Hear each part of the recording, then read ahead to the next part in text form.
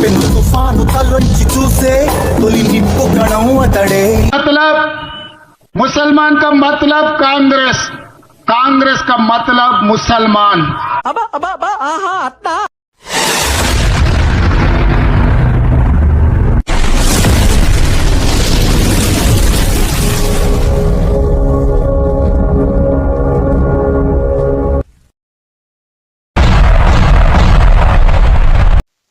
నమస్తే ప్రేక్షకులు, భారత్ ఇతిహాస్ యూట్యూబ్ ఛానల్కు స్వాగతం. ఈరోజు మళ్ళీ మన బ్రహ్మకుమారి ఆంటీ మిగతా వీడియోకి చూద్దామండి.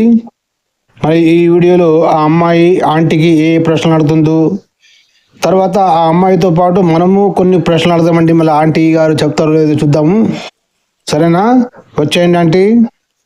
9వ భాగానికి స్వాగతం. అలాగే ఇప్పుడు ఓం శాంతికి వెళ్తే ఏ రిలేషన్షిప్ లో ఉన్నా సరే అన్నయ్య అక్కయ్య అని పిలుచుకుంటూ ఉంటారు. మీరు కూడా అక్కడికి వెళ్ళేసరికి అంకుల్ని అన్నయ్య అని పిలుస్తారా ఏంటి? కొంచెం చెప్పరా ఆంటీ. ఓకే అమ్మా, మీరు ఈ ప్రశ్న కూడా చాలా మంచి ప్రశ్న. ఎందుకంటే అక్కయ్య అన్నయ్య అని ఎందుకు పిలుచుకుంటారు అని అడిగారు. సో అలాగే పిలవాలా అని కూడా అడిగారు. దీనికి నేను కూడా చాలా యాంటీగా ఉన్నానమ్మా ఒకప్పుడు.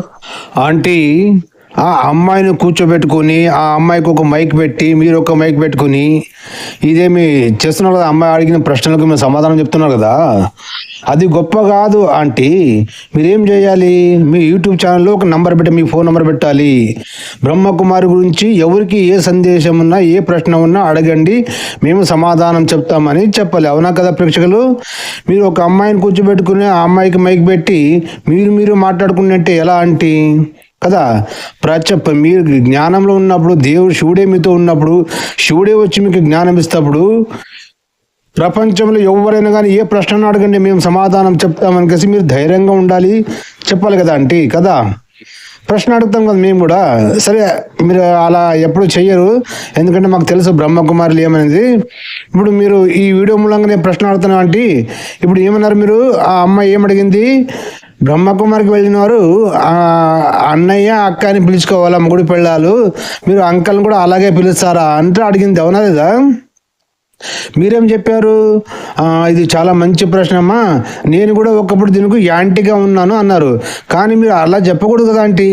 ఎందుకు యాంటీగా ఉన్నారు అది చెప్పాలి. అది చెప్పినట్టే జనానికి అర్థమవుతుంది కదా. ఈవిడ ముందు ఎందుకు యాంటీగా ఉంది, ఇప్పుడు ఎందుకు పాజిటివ్గా ఉంది అనేసి అర్థమవుతుంది కదా ఆంటీ కదా? సరే చెప్పండి, ముందు చెప్పండి. ఈ జ్ఞానంలోకి రాకముందు నేను కూడా అపార్థం చేసుకున్నాను. ఏంటంటే జ్ఞానంలోకి రాకముందు నేను అలాగే అపార్థం చేస్తున్నాను అంటే బ్రహ్మకుమారి అనేది జ్ఞానం అనుకుంటున్నారు మీరు? కాదే, అది ఒక అజ్ఞానం. నేను నిరూపిస్తాను నేను. మళ్ళీ మీరు నిరూపించగలరు అది జ్ఞానం అని చెప్పండి. అందుకే ఇప్పుడు ఎవరు ఎలా మాట్లాడినా నాకు వాళ్ళ తప్పు అని అనిపించడం లేదు. ఎందుకంటే నేను కూడా ఒకప్పుడు అలాగే మాట్లాడున్నాను కదా తెలియనప్పుడు. అందుకని బయట నుండి మనం మాట్లాడితే ఏమీ అర్థం చేసుకోము. అసలు ఇక్కడ ఏం చెప్తున్నారనేది అర్థం చేసుకుని మనం మాట్లాడితే మనకి అన్ని విషయాలు తెలుస్తాయి అన్నమాట. అయితే అక్క అన్నయ్య, ఎందుకంటే సోదర భావం అనేది వికారి దృష్టికి దూరంగా ఉంచుతుంది. ఏంటంటే సోదర భావము వికారానికి దూరంగా ఉంచుతుందా అంటే? ఇప్పుడు ప్రపంచంలో ఉన్న అందరూ, మన ప్రపంచం మనకు అవసరం లేదు, అంత దరిద్రం దేశాలు. మన భారతదేశం పుణ్యభూమి. మన భారతదేశంలో ఉన్న సోదరమణులు అందరూ మంచి ధర్మంతో ఉంటారు కదా. వాళ్ళు అన్న చెల్లెలు కూడా వికారాలతో ఉన్నారా కదా ప్రేక్షకులు? అన్న చెల్లెలు ఎప్పుడు వికారాలతో ఉండరే. అది ఎవరు చెప్పాల్సిన అవసరం లేదు. మన సనాతన ధర్మంలో మన ఋషిమునులు, మన జ్ఞానులు, మన పూర్వీకులు మనకు చెప్పారు. సోదర భావంలో వికారం రాదు కదా. అంటే మొగుడు పిల్లలు కూడా కాపురం చేసుకోవడం కూడా వికారమేనది. ఇది సృష్టి కార్యమా? ప్రేక్షకులు మీరే చెప్పాలి. వీళ్ళు దీన్ని జ్ఞానం అంటారు అనమాట. జ్ఞానమా ఇది అజ్ఞానం అనేది మీరే చెప్పండి. ఎందుకంటే ఇప్పుడు మన భారతదేశంలో సోదరిమణులు ఉన్నారు, అన్న చెల్లెలు ఉన్నారు. వాళ్ళు వికారం కలుగుతుందా? ఎప్పుడూ కలగదు కదా. పెళ్ళైన వాళ్ళనే వికారం కాదు, అది సృష్టి కార్యము, దైవ కార్యం అది. వీళ్ళు దాన్ని వికారం అంటారు. మరి దీన్ని జ్ఞానం అనాలా అజ్ఞానం అనాలా? బ్రహ్మకుమారి అనేది జ్ఞానమా అజ్ఞానం అనేది ఇక్కడైతే అర్థమవుతుంది. అవునా? ఎందుకంటే భగవంతుడు సృష్టి క్రమాన్ని చేయమని చెప్పిండు. ఆడవాళ్ళకి వేరే అంగాలు, మన మగవానికి వేరే అంగాలు ఎందుకు ఇచ్చారు భగవంతుడు కదా ప్రేక్షకులు. సోదరులు ఎప్పుడు సెక్స్ చేసుకోరు కదా, వాళ్ళు పెళ్లి చేసుకోరు కదా. మన భారత సనాతన ధర్మం ఉంది కదా, సోదరులు కాని వాళ్ళే పెళ్లి చేసుకుంటారు. ఎందుకంటే సృష్టి కార్యం దైవ కార్యం ముందు పాటించాలని కదా ప్రేక్షకులు. మన మొగుడు పిల్లలు కూడా అన్న చెల్లెల్ని పిలుచుకుంటే వికారాలు రావండి. ఎంత దరిద్రం ఇది, ఎంత అజ్ఞానం ఇది. ప్రేక్షకులు మీరే చెప్పండి, ఇది జ్ఞానమా అజ్ఞానమా? అంటే మనం మీరే చెప్పాలి. నాకు నంబర్ ఉంటుంది యూట్యూబ్లో, మరి నాకు ఫోన్ చేసేపంటే ఈ వీడియో మీ దగ్గరికి వచ్చిన తర్వాత నాకు ఫోన్ చేసేపంటే నేను అడిగే ప్రశ్నలకు సమాధానం చెప్పండి. మీరు ఎవరో ఒక అమ్మాయిని మీ దగ్గర కూర్చోబెట్టుకుని సమాధానం చెప్పడం గొప్ప కాదంటే, మాలాంటి వాళ్ళ ప్రశ్న అడిగిన దానికి ప్రతి ప్రశ్నకి ఆన్సర్ చెప్పండి. అది కాల్ రికార్డ్ చేస్తాము, యూట్యూబ్లో పెడతాము, జనానికి జ్ఞానం అనేది వస్తుంది. అవునా ప్రేక్షకులు, చెప్పండి. మనం చూస్తాం కదా, కుటుంబంలో సోదరుల మీద, కుటుంబ సభ్యుల చెల్లెల మీద ఎలాంటి వికారి భావన ఉండదు. నేను అదే అంటున్నాను అంటే, మన కుటుంబంలో సోదరమ్మ భావం ఉంటుంది కదా, వాళ్ళలో మీరు అది దాన్ని మొదలు వికారం అనకండి. మీరు వికారం అంటేనే పెద్ద అజ్ఞానం ఇది. ఎందుకంటే అది వికారం కాదు కదా, సృష్టి కార్యము దైవ కార్యం. అది దాన్ని వికారం అంటారే. మీరు ఎలా పుట్టారు? వికారంతో పుట్టారు కదా, మీరు పవిత్రంగా పుట్టారా కదా ప్రేక్షకులు. మీ అమ్మ నాన్న పెళ్లి చేసుకుని కాపురం చేస్తే కదా మీరు పుట్టారు. మళ్ళీ దాన్ని వికారం అంటారు. వికారం పుట్టుకొని వచ్చిన మీరేమవుతారు? మీరు కూడా వికారం అవుతారు కదా ప్రేక్షకులు. ఇది బ్రహ్మకుమారుల జ్ఞానమా అజ్ఞానం అనేది మీరే అర్థం చేసుకోండి ప్రేక్షకులు. అవునా? ఒక కుటుంబంలో ఉన్న అన్నా చెల్లెలు ఎప్పుడు కామభావతో ఉండరు, కామ దృష్టితో చూడరు. ఎందుకంటే వాళ్ళకి తెలుసు కాబట్టి. మన సోదరిమణులు మనం అలాంటి భావన ఉండకూడదు, రాదు కూడా భావన. అది వేరే అమ్మాయిలు చూసినప్పుడు వస్తుంది అది. ఎందుకంటే అది సృష్టి క్రమము. ప్రేమ అవుతుంది, ప్రేమ పుడుతుంది ఎవరిని చూసినప్పుడు. అది కూడా తప్ప. ప్రేమ పుట్టడం, పెళ్లి చేసుకోవడం తప్ప అది కదా ప్రేక్షకులు. ముందు వినండి. అదే బయట వారిని చూసినప్పుడు మనకి అనేక రకాల సంకల్పాలు నడవచ్చు. అంటే మీరు బ్రహ్మకుమారులు అజ్ఞానులు అనేది దీనికి చెప్పింది నేను. ఎందుకంటే ఇప్పుడు మీరు ఏమన్నారు, ఆ అమ్మాయి ఏమి అడిగింది, మొగుడు పెళ్ళాలు అన్నయ్య అక్కయ్య అని పిలుచుకోవాలని చెప్పి అడిగారు. అవునా? అది ఎంతవరకు కరెక్ట్? ఇప్పుడు మీరేమంటున్నారు, మనము ఒక్కొక్క కుటుంబంలో ఉన్న సోదరులకి వికార భావం రాదన్నారు. అదే మనం బయట వాళ్ళని చూసినప్పుడు అనేక సంకల్పాలు కలుగుతామని చెప్పారు. అరే బయట వాళ్ళ గురించి కాదు కదా ఇక్కడ చెప్పింది, వేరే వాళ్ళని అందరికీ మన ధర్మమే చెప్పింది కదా, ఇతరులని సోదర భావంతో చూడండి అని చెప్పింది. కానీ ఇక్కడ దరిద్రం అనేది ఏమంటే, మొగుడు పిల్లలు కూడా సోదర భావంతో చూడాలనేది దరిద్రమా జ్ఞానమా అజ్ఞానమా? ప్రేక్షకులు మీరు చెప్పండి. అవునా లేదా?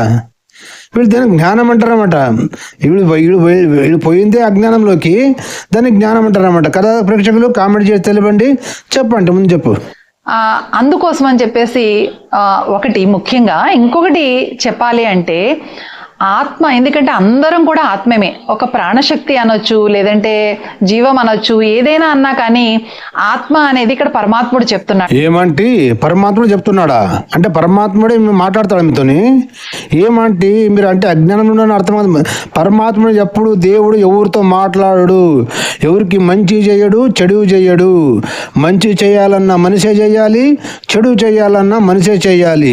మనిషి ఈ భూమి పైన స్వర్గంలా ఉండాలంటే భూమి పైన మనిషే కారణం, భూమి నరకంగా మారాలన్నా మనిషే కారణం. మనిషి స్వర్గంలా బ్రతకాలంటే సనాతన ధర్మాన్ని పాటించాలి ప్రతి ఒక్కరు.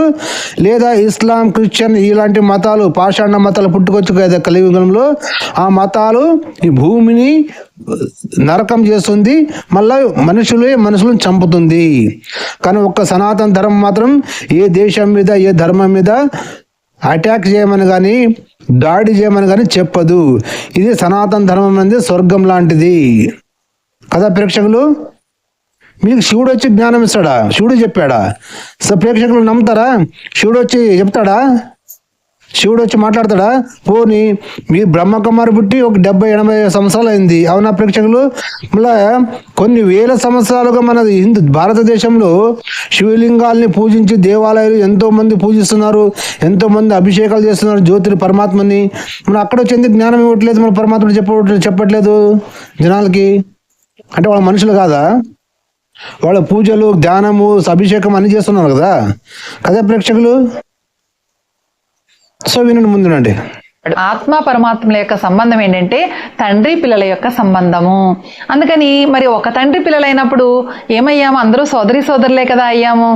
సో విన్నారు కదా ప్రేక్షకులు, ఆంటీ ఏం చెప్తుంది, పరమాత్మ చెప్పాడంట ఏమని, మనం అందరం ఆత్మలంట, ఆత్మలు పరమాత్మ, ఆత్మ పరమాత్మ, అందరి పరమాత్మ తండ్రి అంట, అందరం మన ఆత్మలు వాళ్ళ పిల్లలమంట. అంటే ఏమయ్యాము, అందరం ఒక తండ్రి పిల్లలమే అయ్యాము కదా అనేసి ఆంటీ జ్ఞానం చెప్తుంది.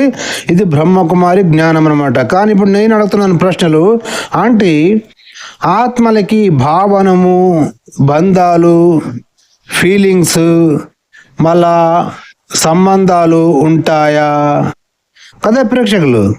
బ్రహ్మకుమారులు జ్ఞానవంతులు కదా, జ్ఞానం అని చెప్పారు కదా మీరు, శివుడే వచ్చి జ్ఞానం ఇస్తాడని చెప్పారు కదా, మళ్ళీ ఆ శివుడిని అడగండి. ఆత్మలకి బంధాలు, భావాలు, మనస్సు, తెలివి, బుద్ధి, మాటలు వస్తాయా? వాటికి సంబంధాలు, బంధాలు ఉంటాయా? ఆత్మకి ఉంటాయా? ఇది మా ప్రశ్న. మళ్ళీ ఆత్మలకి ఉంటావని చెప్తుంటే మీ అంత జ్ఞానంలో ఎవరు లేరు. మళ్ళీ ఆత్మకి ఏ భావనలు ఏవి ఉండనప్పుడు మళ్ళీ దానికి సంబంధాలు ఎలా అంటగడతారు కదా ప్రేక్షకులు? సో ఇది బ్రహ్మకుమారుల బ్రహ్మ జ్ఞానం ప్రేక్షకులు. మరి ఆంటీ, మరి నేను అడిగిన ప్రశ్నకు సమాధానం చెప్పండి. ఆత్మకి భావనలు, మళ్ళీ రిలేషన్షిప్లు, ఆత్మలకి మొగుడు పెళ్ళాలు, అన్నా చెల్లెలు అనే బంధాలు ఉంటాయా కదా ప్రేక్షకులు? మరి మేము అడిగిన ప్రశ్నకు సమాధానం చెప్పండి. మన ప్రేక్షకులు మళ్ళీ మీరేమంటారు, మీ అభిప్రాయాన్ని కూడా కామెంట్లో తెలియజేయండి, సరేనా? మరొక వీడియోతో మళ్ళీ కలుసుకుందాం ప్రేక్షకులు. చూస్తూ ఉండండి భారత్ ఇతిహాస్ యూట్యూబ్ ఛానల్. నేను మీ వెంకట్. జై హింద్, వందే మాతరం, భారత్ మాతా కీ జై. ప్రేక్షకులు మన ఛానల్ని ఇంకా లైక్ చేయండి, సబ్స్క్రైబ్ చేసుకోకపోతే సబ్స్క్రైబ్ చేసుకోండి. ఇలాంటి వీడియోల కోసం చూస్తుండండి మా ఛానల్ని, సరేనా ప్రేక్షకులు? జై భారత్, జై సనాతన ధర్మ, జై ఋషిమునుల జ్ఞానానికి జై.